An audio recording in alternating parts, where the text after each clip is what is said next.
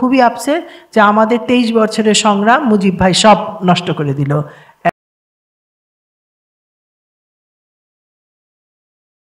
পার্লামেন্টে 72-এর পার্লামেন্টে তখন সমাজ কল্যাণ প্রতিমন্ত্রী নূরজাহান মুর্শেদ ওনারা প্রশ্ন করেছিলেন যে Bangabandhu we want to know কবে কোথায় আপনি কিভাবে স্বাধীনতা ঘোষণা করেছেন, আমরা জানতে চাই। এটার কারণ ছিল যেটা আপনি জিজ্ঞেস করলেন যে ওই নির্দেশনা উনি যে দিবেন কিনা ওটা তো উনি তাজউদ্দিন আহমেদকে মানাই করে দিলেন, তাহলে কোথা থেকে স্বাধীনতা ঘোষণাটা কে কিভাবে দিল? তখন উনি বললেন যে এটা আপনারা 72-এর সংসদীয় বিবরণীতে পড়েন, উনি বললেন যে এটা আমি ইপিআরে বলে দিয়েছিলাম যে স্বাধীনতা ঘোষণা, ইপিআর তখন ট্রান্সমিট করেছে। এটা বঙ্গবন্ধুর কথা, আমি সবারটাই আমরা শুনছি, শুনে এখন আপনারা নির্ণয় করেন কি ঘটনা। দুঃখের বিষয় একটা মানুষ, একজন ইঞ্জিনিয়ার তার দায়িত্বে এত বড় কাজটা করলেন, ওনার নামটা আমরা জানিও না কেউ।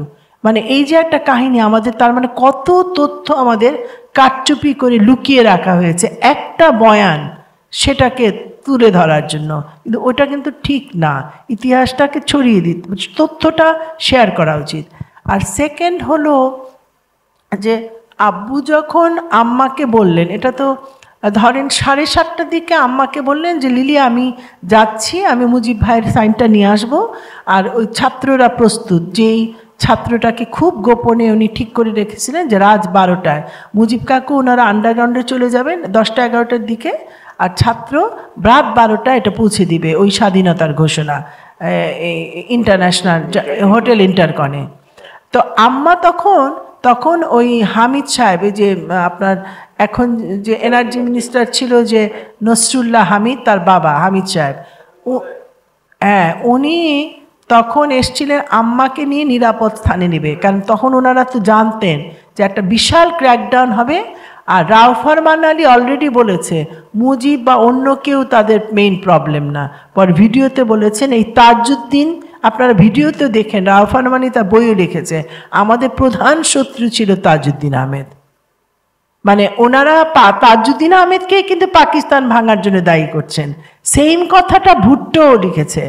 তাহলে বুঝেন ওনারা তো মুজিবকে দায়ী করছে না। আমি আপনাদেরকে তো খোলাভাবে না বলেও তো আপনারা বোঝা উচিত, যাকে শত্রু বলে দায়ী করা হয় পাকিস্তান ভাঙার জন্য, তাহলে বুঝে শত্রু রাষ্ট্রই একজনকে বলছে, সেটা তো তাজউদ্দিন আহমেদ।